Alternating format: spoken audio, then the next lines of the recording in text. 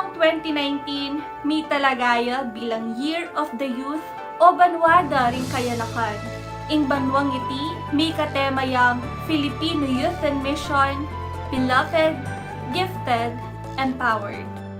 Keti, kingkaya katamong Arkidiocese, tigo naman tayo bilang kayanakang kapampangan king misyon, mi pakamalan, mi pagkalaman, mi pasiknangan.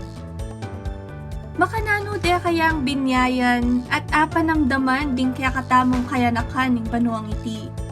Pakiramdaman tala, ding kwento da, ding kayanakang kapampangan. Ni pakamalan, kanitang banwang ni tagulaling para karing kayanakan, lalupang midinan ulaga inke kaming kagiwan.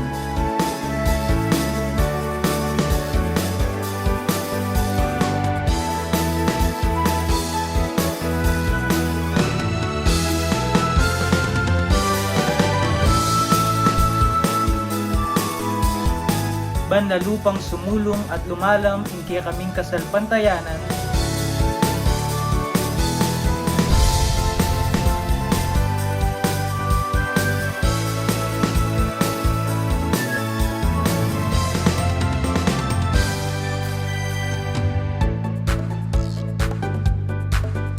At lalupang isundo ing misyon para karing kayanakan at kimpisamban.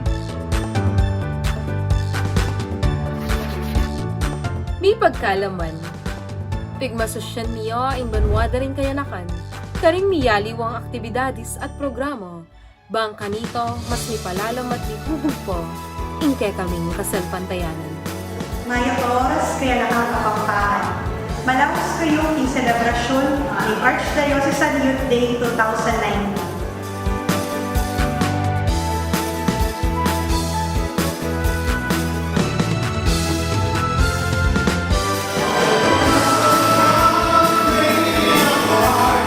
I thank God for the gift of this Archdiocesan Youth Day. And we thank Archbishop Dong and all the diocesan directors and the youth coordinator and the youth leaders for organizing.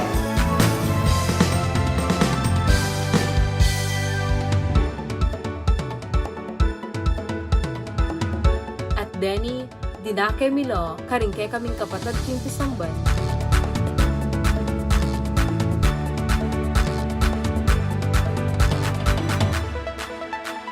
At meging mas matatagpo, ingkay kaming piyaben at tutulin pamilya.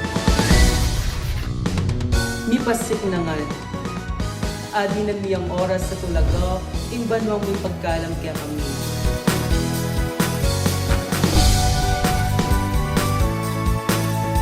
Iti, meto yung kayugsan, banlalong mi pasiknangan ing kasalpantayanan niyo.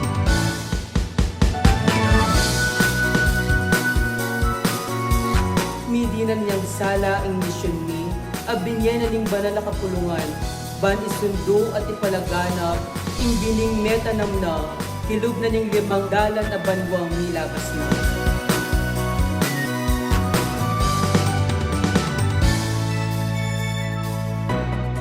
Inyang banwang iti, penamdaman ni ing lugod at pakamal, kaya kaming kayanakan. May yakit at may timid ning maulaga na kaming dake, ning misyon ning pisamban. Pauli na niti, susundo miyang bibiyayan, iting tema. Kami, ing kayanakang kapampangan king misyon, mi pakamalan, mi pagkalaman, mi pasiknangan.